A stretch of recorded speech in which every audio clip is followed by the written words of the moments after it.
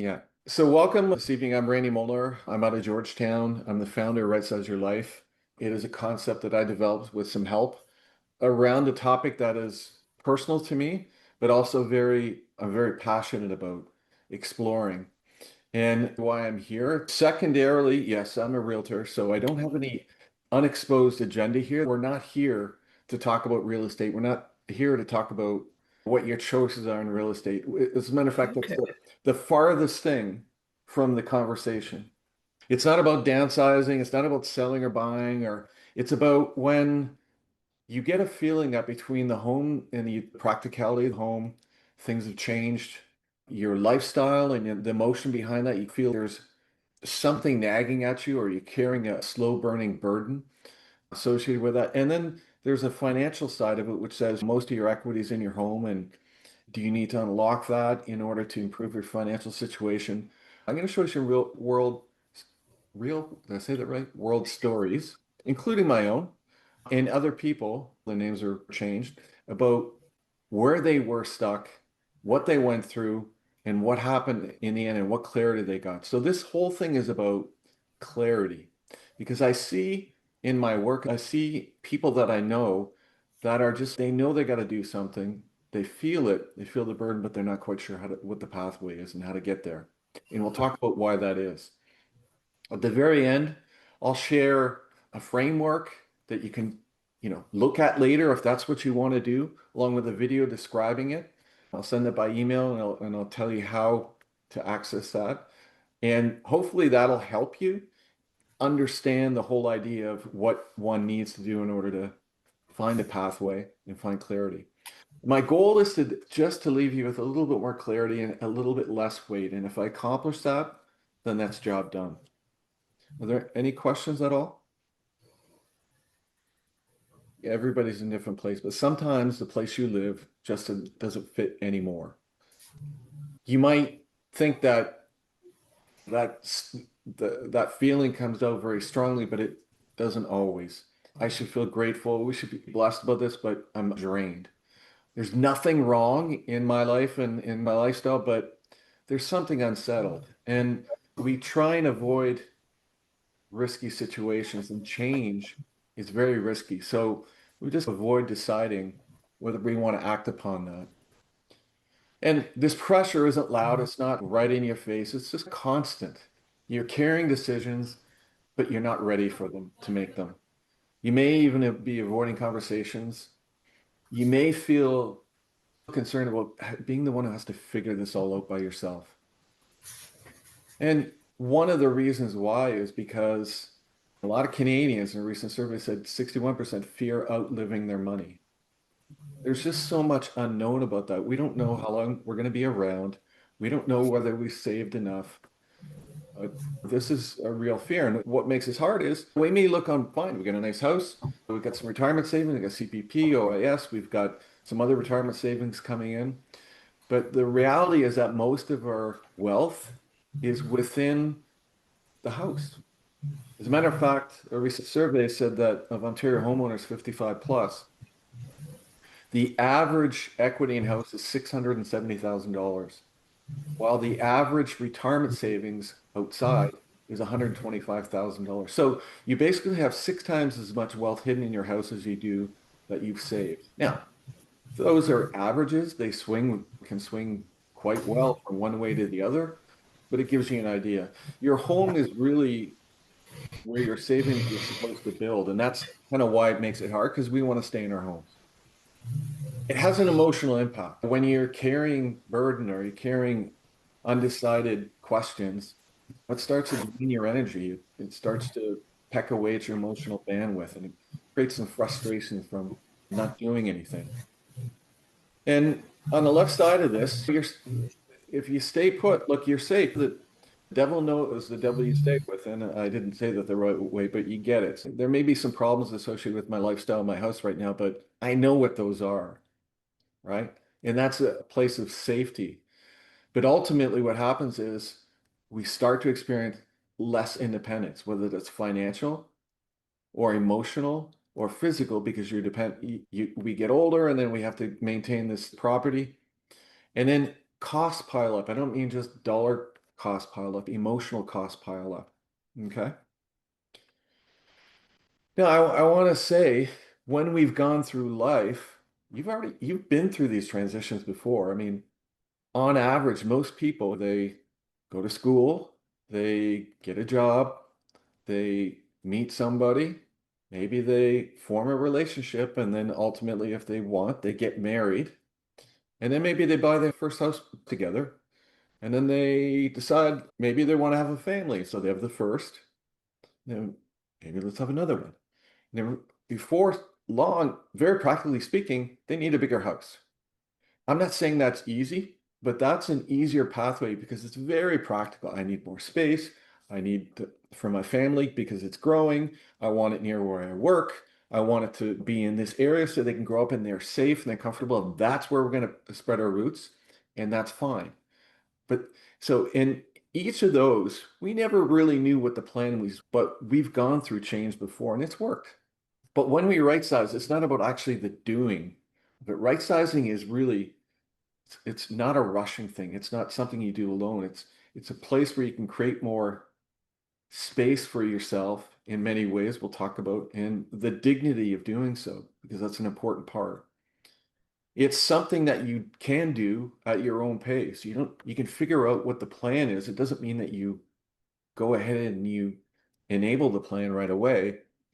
And it also is a plan that protects what matters, your time, your health, and your relationships, which are so important. So there's three things that are achieved in the right size outcome. Why am I having this conversation? Well, it's personal.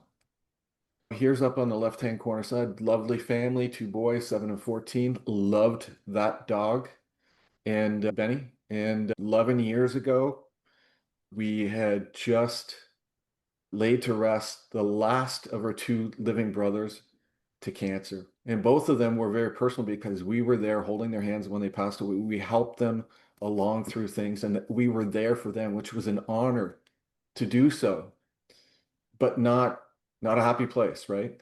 6 months later, after her last brother, she rolled over in bed and thought that my youngest left a Lego in the bed because she felt a stab underneath her breast. And lo and behold, we found out, had this pretty aggressive stage 4 breast cancer. And so we got a young family. At the time, temporarily, I was in between jobs. I was a corporate guy, spent 35 years in the world of consumer goods as head of sales or head of marketing for many products that you use in your home today. You might sleep on them, you might use them in the kitchen or in the laundry.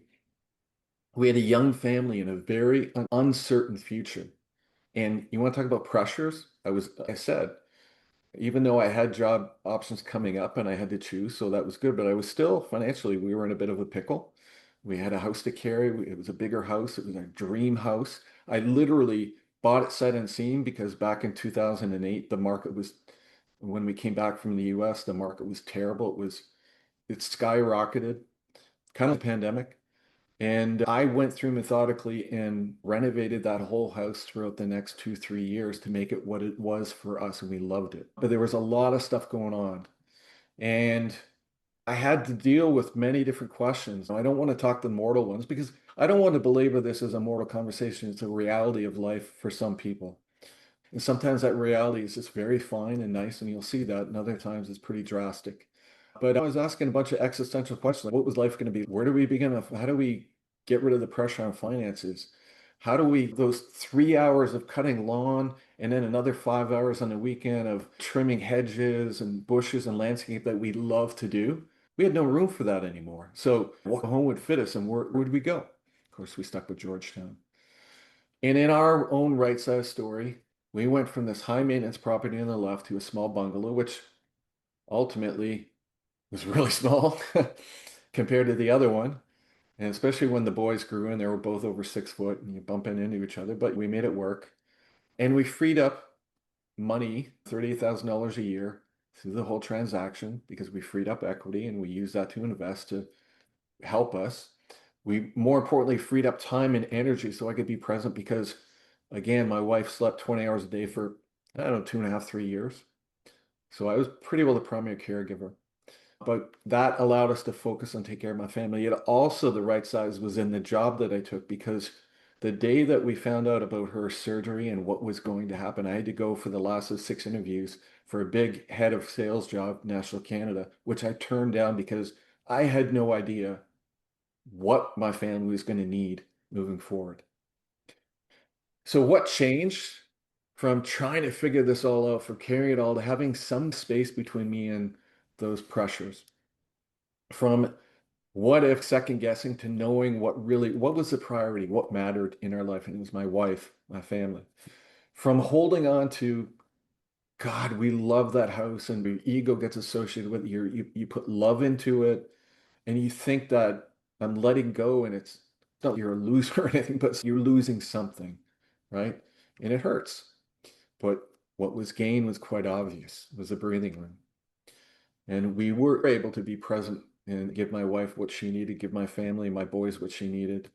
We did have some financial breathing room and we did focus on what mattered. But more importantly, I think was the learnings that I took away because the first thing and foremost is it's a lonely place to be. I have friends, or we had friends, we had family helping us, but for this part of it, there's there's no real no where to go. There's help in to be found over here, a lawyer over here, a realtor over there, somebody to help with this over here, financial planner to help over there.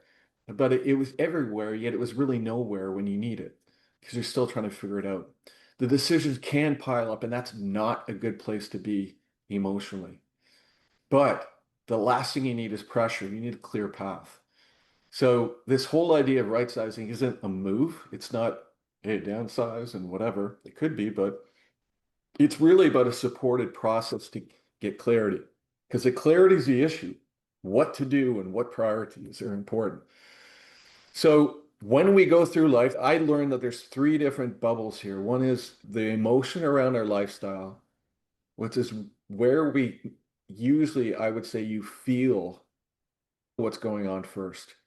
It's kind of where's my life now? What do I want my life to be? That could be aspirational, it could be just survival. It's the home and the type of home that you've got and whether that serves your purposes. And the third part is the financial part because we know that we have most of our wealth tied up in the home, but we also have day-to-day finances to deal with. And those three things ought to be in sync, which is where the sweet spot is. But as we go through life, we know that moves. These things juggle around. As we go through challenges in life or we go through good things in life, these things move around. And that got me thinking about, look, I'm a business guy at heart. So about what was the framework for this? How do you get clarity? How do you get confidence? And how do you calm yourself when you're going through this? And again, the emotional, I think the biggest outcome is having the right support network, having the right financial strategy, and only then starting to think about the house, if in fact you decide to stay or not. But the most important thing is the emotional relief that comes from it. And what I mean by that is my experience with, and some of the people I'm going to share with you, is that they are real families. They took different paths, but the relief feels the same at the end, no matter where you come from. So let me just go and talk about Jim and Elizabeth. Very often the way that people feel is stuck. I'm a little bit stuck, or I'm a lot stuck. I can't figure this out. There's too much going on.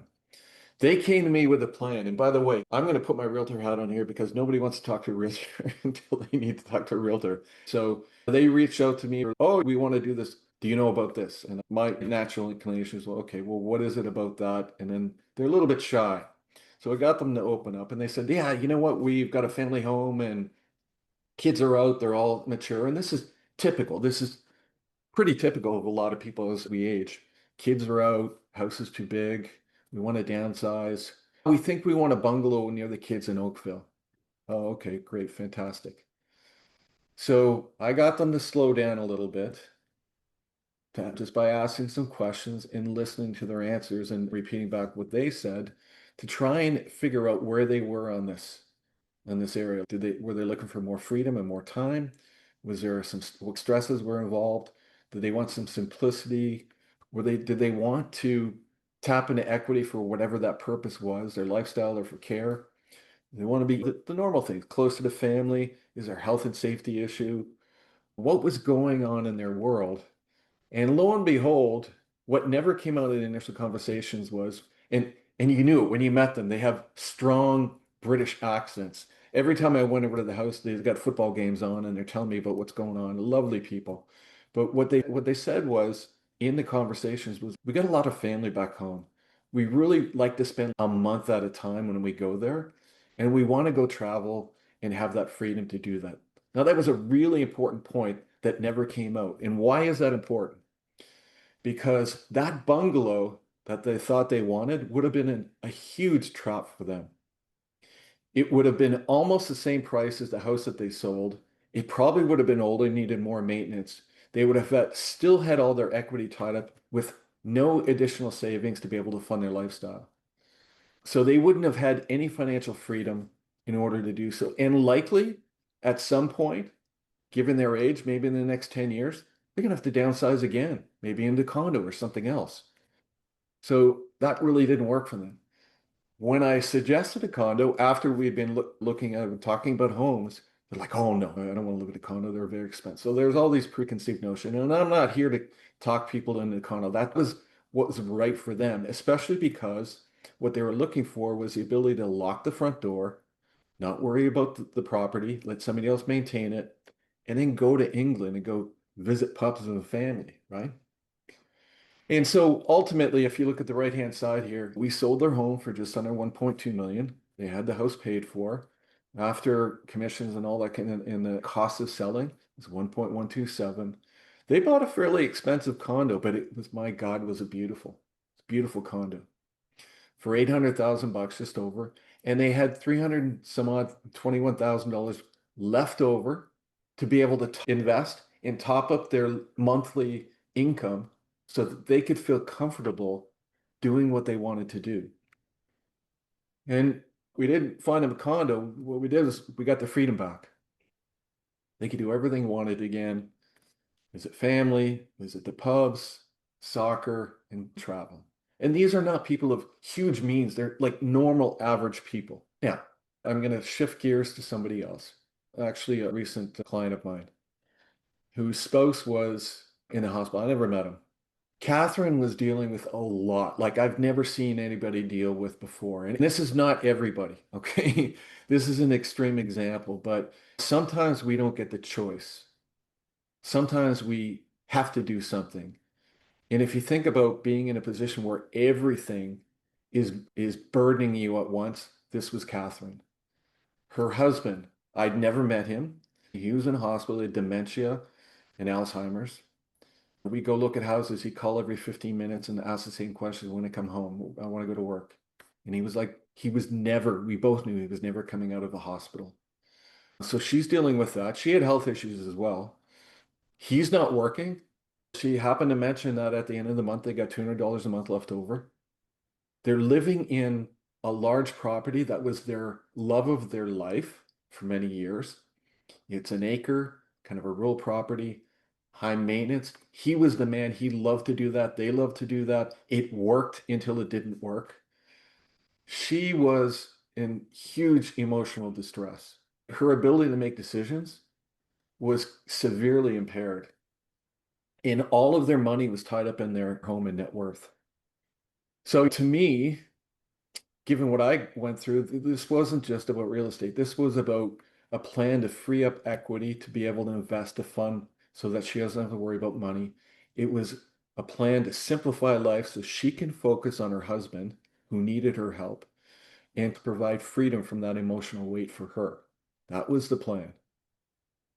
And in this case, we sold our place for $925,000. We purchased a beautiful townhome, like it was completely renovated, nice, quaint little place. All the maintenance is handled by somebody else. She has to do snow or grass. She has a little doggy in there. She's got everything. She loves the place. We bought it for, and I had to push her down on the budget. I'm like, no, that's too expensive. You need $350,000 left over.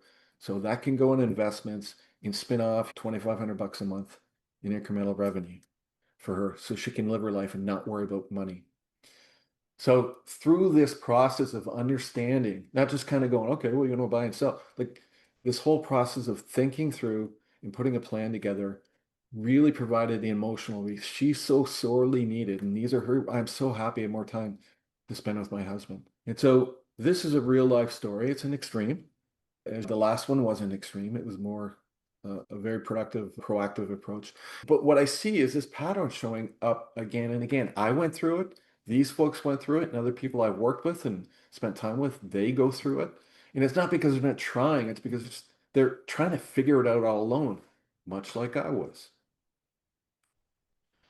And part of the challenge and part of the confusion is that there are many different pathways available from you could stay home and tap into your equity, and there are financial tools to be able to do that. I'm not the expert on that, but reverse mortgage would be one, or eroding your equity, but they all have their side effects, right?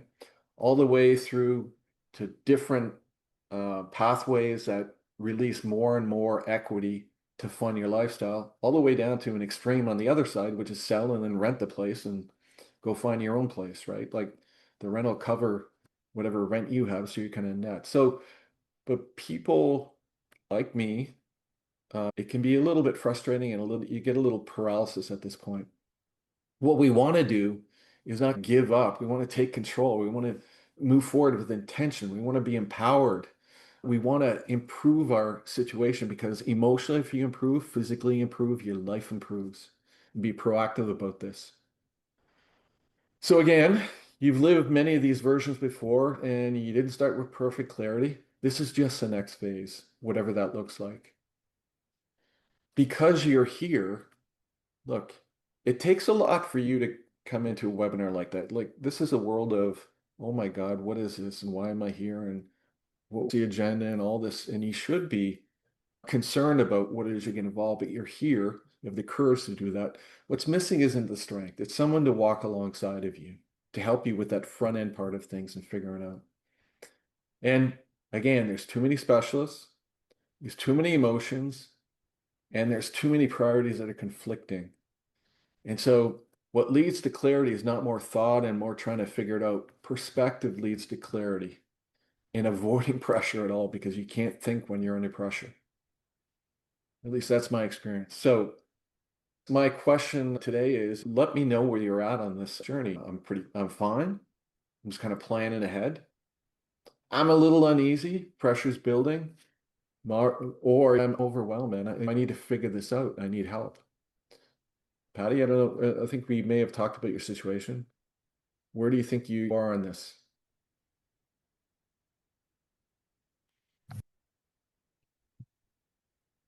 I'm here. I'm Okay. here. So, So where I'm at is we live in the country, a bungalow. Do you hear me? yep, I'm good. Okay.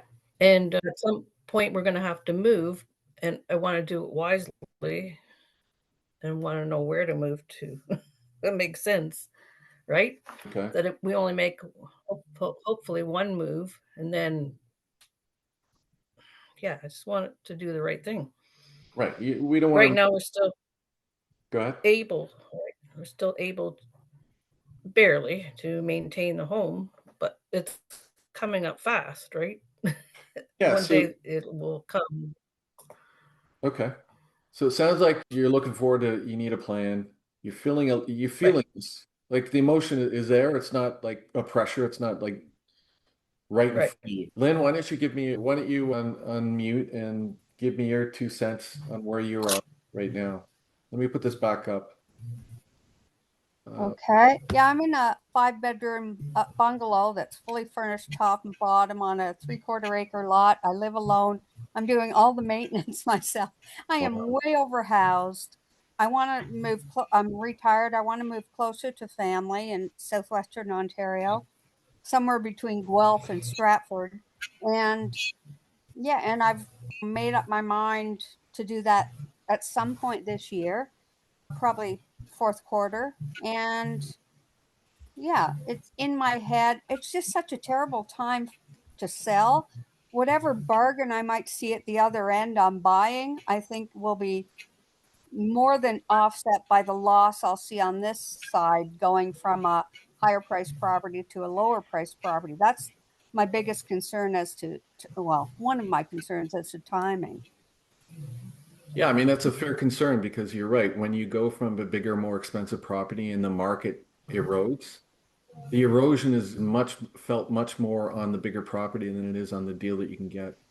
Mm-hmm. So the plan needs to be, things need to be carefully planned out, right? And although I'm getting into real estate, that's not my point here.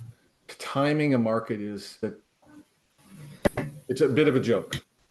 If you can tell me when the market's going to turn around and things are going to work out in one favor versus the other, well, that's a fallacy. I know a lot of people will tell you that. But anyways, I appreciate you sharing. Are there any questions at this point or anything, any insights does some of this kind of resonate with you at all? All of this is resonating with me. All of these points, yeah, kind of hit home. Yeah, it's overwhelming. It's too much. You can't really think straight about things because you're trying to keep all the plates spinning.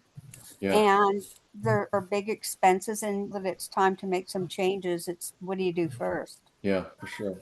Yeah, again, the problem is everything's intertwined. If you had just one that you had to pick and solve that, it'd be a heck of a lot easier, right? Mhm.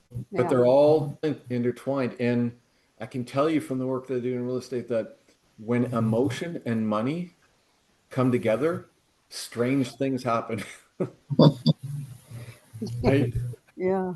And again, that's why perspective is important. So I appreciate you sharing. Any other points or anything right now before we move on? Hello. Yes. Yeah, my name is Shrikant. Hi, Srikant. How you doing? I didn't see in there, so I missed you. Sorry, I am currently driving. So I just wanted to share I feel I am at the very worst situation currently. I'm living in Georgetown, and since 2022, I bought the stack townhouse at the peak time during pandemic in 2022. It was on 850K. Right. And I took the mortgage of around 680K. Okay. Yeah. And over the period of I am having kids. My daughter is currently in grade 12. She is going for university. My son is in grade 5. My wife, she's not working. I'm the one who was working till October You, last year.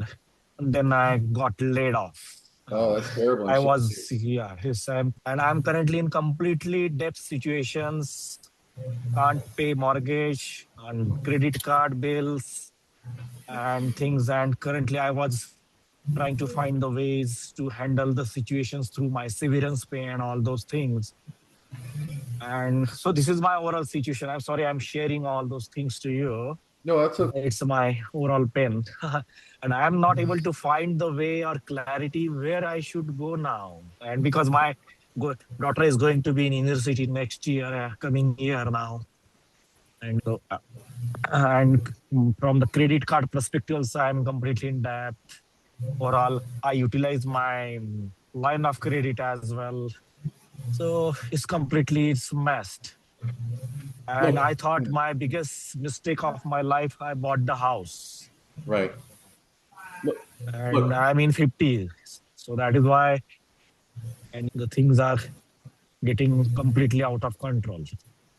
So I'm sorry to hear your situation. It's not unusual for the folks that bought in the pandemic to like their property values are underwater relative to the mortgage that they took out in that Fed feeding, right? So I feel for you. But is there anything else you want to share? Or are you pretty well? You thought, No, it is the overall problem statement is there. yeah, So I'm completely, every time, every day, the interest rates of my mortgage, the yeah, credit cards, line of credit, your mortgage monthly, all those things getting built up. right. Are you currently working right now? No, I'm finding the job. That is Okay, what I'm currently doing. I was there till notice period till 5th of December because I was in, and then I was on some severance pay, got it just to for a couple of months now, and it is getting finished now. So Okay. that is what. So the situation. Well, let me explain kind of what next steps might look like for all of you to decide whether or not that fits. And if it doesn't fit within your framework, then that's fine too. This is not anything more than the upfront thinking about putting a roadmap. Let me show you what your options are. Okay, bear with me here. So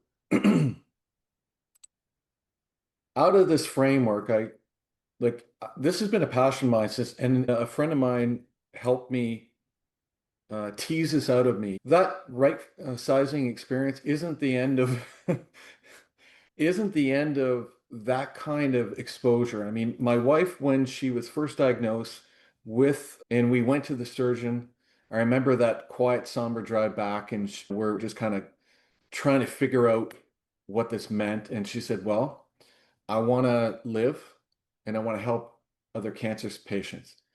And frankly, I said to her, I don't care about other people right now. I care about you, right? We got to figure out you. And she did make it through. And she's healthy, although there's always something going on. But she's in her dream job right now. And she works at Cancer Assistance of Halton Hills.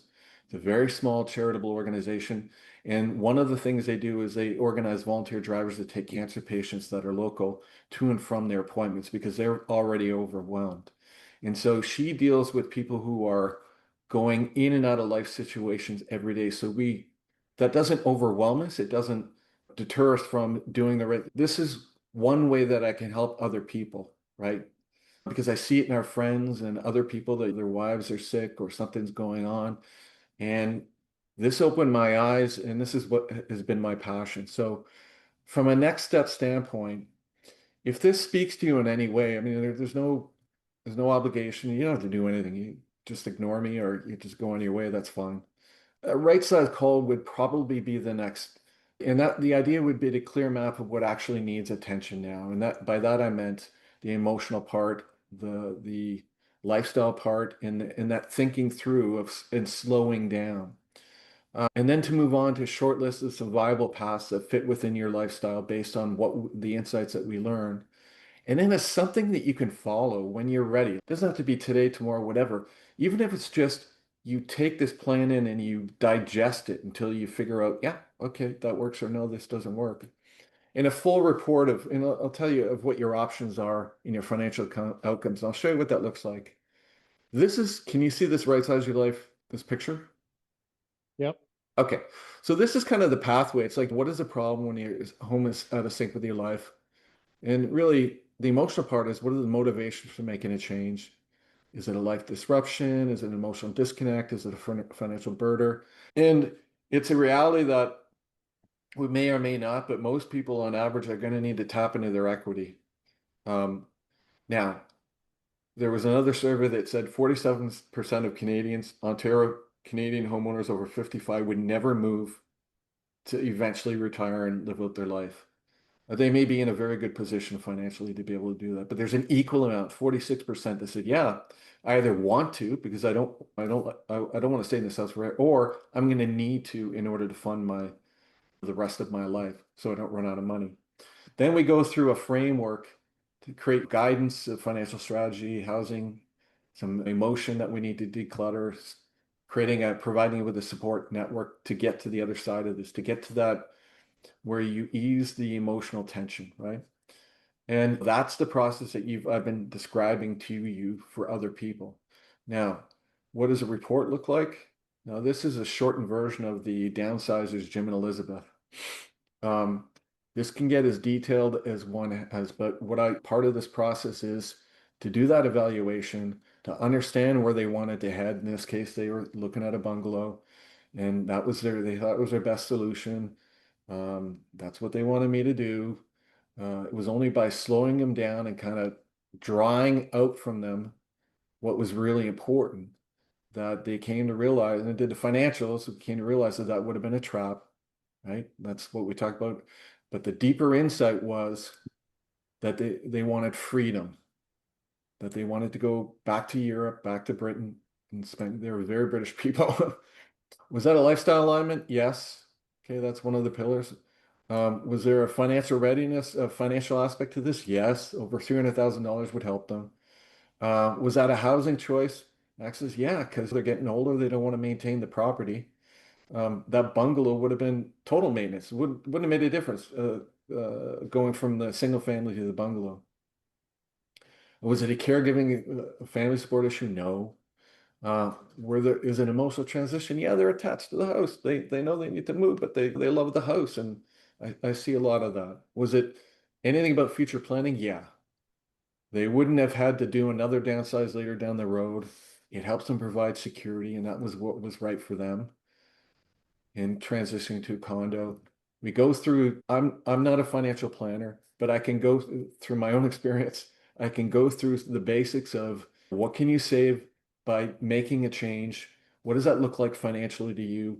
And would 30 or $40,000 a year freed up be of meaning to you? Would that give you not just clarity, but would it, if you've got equity, would it be meaningful to you? What could you do with your life with that?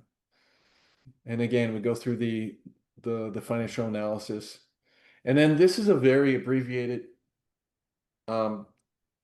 abbreviated action list. This just says like this kind of where you put your foot first, second, third, fourth, fifth. But I can blow this out to a complete action plan with the steps that you need. And you can take that and digest it and run with it or do what you want. Or if there's something more that you need, then that's up to you. But that's not why we're here. So that's the next step. And really what I'm offering to do when I was lonely is to share the weight, to be the connector to all those resources that are there, but they're not there together. And you may not know, or I've had the experience of going through who do I go through first? What should I be saying to them? What should I expect of them? And you can go through this clarity assessment and the options and a path forward, but there's no commitment to an outcome, right? So in closing, I did say that in some of the advertising we put together that I would leave you with something. I'm going to leave you with a couple of things. One is we've designed a clarity blueprint that you can follow and just to kind of get a sense for it, what this might involve. I can give you a transcript and a recording of what this conversation, this whole webinar was, so you can go back over it and look at it if you want. The next thing I would say I would offer up is more importantly, I think, is our continued dialogue together and collaboration together.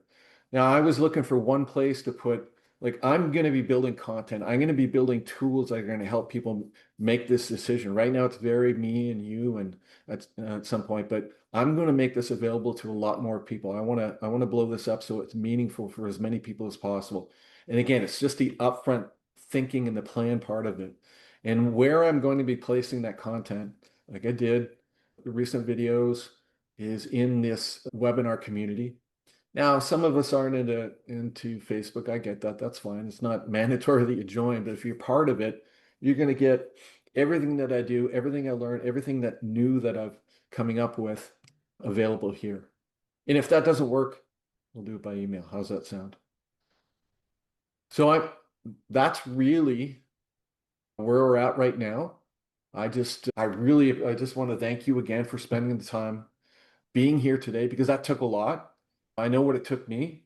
I don't know if I would have done this when I was in that situation, but because of that experience, this is what I'm building. This is what I'm offering. And I just wanted to open it up to see if there are any questions at this point. I have one, Randy. Are you affiliated at all with a similar named group that is in Australia? Like, is this a trademark kind of an approach, or is this? It had a very similar name when I Googled it because I was curious as to what this was about. Because the slides that I saw originally, or whatever was included in the original ad, or whatever it was, did seem to resonate with a lot of where I am. Is this an independent thing, or is this part of a global thing? Yeah, I'm the lonely guy. So It's um, all you. and It's all on you I now. remain the lonely guy. No, I mean I was in collaboration with somebody to help me tease this out I didn't know what this was until I had that conversation. He basically interviewed me and asked me about my life and what was going on, and I know it's kind of like funny stuff, but I was looking for something where I could add value on my own from my own experiences, right? And the experiences that I see in this work that I do as a realtor. I'm a realtor second. This is kind of who I am first. And it just came out organically that way. Now, since then, I've done some research. There's a variation on it out in Calgary, and you said there's one in Australia. I'm sure there's um, people who are trying to do parts of this or some of this everywhere in the world. But I think you get a sense for me being more of a connector and having had the experience and being able to help you get into a direction. Where it goes from here, I'm not sure. Like sometimes you do something, you put something out there, and it evolves. That's why getting feedback from other people is so important. It's not important what I come out with. It's important what people need, right? Patty, anything? Mhm. Pardon me? Anything, Patty? Any questions at all? No, just thank you for your clarity already. I think what you have is very helpful and helps helped me to think about my house differently because I know it doesn't make sense to go from the country to a town and spend the same amount of money on your house. So it makes sense to, I don't know if we want a condo, we're country people, but maybe it's called care freedom living. So This is like a retirement. they're units on one level, but they're Mhm. connected and you have no maintenance. You have a meeting room and like you don't have to do anything other than live in your little house Patty, that's on one floor. Can I move in with you, Patty? Well, we'll have to figure out what's going on with the husband. We'll see how long he lasts. He can stay too. Uh, That's I fun. don't know. Cohabit Anyways, so I'm cohabitation excited. is always Yeah. an option, right? Like there's that's always an option. These are small units. I don't know. I Well, have a question for you, Randy. I was just wondering, can I book a time to talk to with you about details about our situation? yeah, so I'm if everybody's got access to the chat, which is at the bottom, let me just make sure it's not just changed to everyone. I'm going to send a link to a site that I have that's dedicated to booking. You can book an appointment, and I'll show you. I'm going to put it in the chat. And the appointment we have is really just a conversation for 30 minutes or so, just to see if what would be right for you. If not, I've had actually had conversations with people before, and after 20 minutes and found like they're strong, they kind of know what they're doing, and I just said honestly, there's not much I can help you with, but other people are in different situations. So the site's there. Mhm. I'll show you what it looks like. Wait, I thought I had that open. Bear with me. Right, And so your Facebook group too. Is it called the same thing? yeah, it's called. Can you see my screen here when I've got right size in the left in the top left corner? It's got right size life webinar community. Yeah. Yep. Okay. Yep. Yep. I can send Yeah, you a I link see. there. No, Like, I see it. I can figure it out from there where it says yeah. live. So, and be aware, this is not a place where a bunch of weird real estate stuff's going to go. This is what we're talking about is the content is where this is going to go. Now, here's the can you see the right size your life and it says talk to Randy, get answers. Yep. You click on Yep, I can that. see it. It's there. Yeah. Oh, look, it didn't load up on my screen. Jane, you're fired. Oh yeah. Hold on. Oh, there we go. There we It go. loads on mine. I'm okay. Yeah, it's not his. So all you do is you click and you book a time. And it'll automatically come into your calendar, my calendar. I'll see it pop up. We'll get on a Zoom call. We'll have a discussion and really the rest is up to you. Okay? So what's the end goal here, Randy? Is it like, are you intending to help out on a real estate end or on a financial plan? Like what's your interest other than just because we're so cool and you want to like hang out and talk? Yeah. But what's the end goal? So the end goal is is for real estate secondarily. If real estate happens to be part of it, that's fine, but that's not not the end game. Right. My end game is to be able to have a business that advises people in what I just described. Oh, it's sort of lifestyle coaching almost. Yeah, Yeah. except that lifestyle means everything, right? Okay. And then it means nothing. So Right. it's more about I can put you through a process to get you clarity from where you are today because I know because of all the things because I know how unclear it is to be in the middle of that, right? Right. So Mhm. because I went through it, I learned from that, and I've got a kind of a business background and an entrepreneurial background. I want to put together, I want to be able to help people, not just as a realtor in my local area, because that's my secondary. I want to be able to help people across Canada, right? And I'm not doing that as a realtor. I'm doing that as an entrepreneur, as somebody who helps somebody and adds value. Mhm. What's the cost of clarity? Like in the world of business, it's like, well, if I'm going to pay somebody to do something, like what's it worth to me to pay? And I do it today in my business. I go, look, I'm so busy over here. I can't deal with this, but it's a pain point.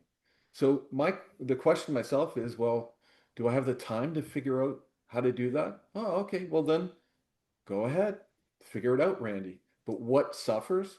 Or if I don't have the time and I need to get there quicker, faster, and with better accuracy and perspective, then I'm gonna pay somebody a small fee to get it done, right? Because I can get there Mhm. faster. It's kind of the thinking. All right, I just booked a meeting with you, Randy. Awesome. Thank you very much. I'll see you in a couple days. We will. You guys are chuckling there. I can hear you. Yeah. Yeah. No, seriously though, like if you just want to get in a call, we'll have a conversation. There's no obligations. No, I hate that word, but you're not committed to anything. We just conversation. Right. If it works, fine. If it doesn't work, that's fine too. But I appreciate you being here. Thank you very much. You Mhm. guys are a fun crowd. Thank you. Thank I you for urge this presentation. It was really good, Randy. I urge anybody. We had another gentleman on earlier. Unfortunately, I don't think he's here. We could have a really good conversation. So, I think Marjorie put something in the Mhm. chat for you too. okay. I'm not sure to get to. Okay, Audie, Marjorie, no problem. Husband has some health and became his caregiver, like to stay in her home, which is would somebody we have somebody coming to tell us if it's possible to small apartment base. Well, that's an option too. So what Marjorie is saying is they're in their 80s. Her husband has some health issues. She's the caregiver. They want to stay in the home, and that's fantastic. They have a semi and LMR, but they need somebody to come to tell us if it's possible to put a small basement in an apartment. So I'll follow up with you, Marjorie. Hopefully, okay. I'll tell you what. Book a Marjorie. Are you okay booking an appointment on the link that I sent? If you could, that would be great. Otherwise, here's my number. 289, hold on 1 second. 289-217-1328. Randy Molnar. Okay. Just give me a call. Not tonight, but later on or tomorrow or whatever, and then we'll have a conversation. We'll go from there. Okay. Okay, if there's nothing else, without further ado, I appreciate the time. Hopefully it was helpful. And hopefully we'll have a conversation. Yes. Thank you. Thank Given you. lots to think about. Okay, take Yeah. care. Bye. Awesome. Bye-bye. Bye. Bye. Now, how do we end this?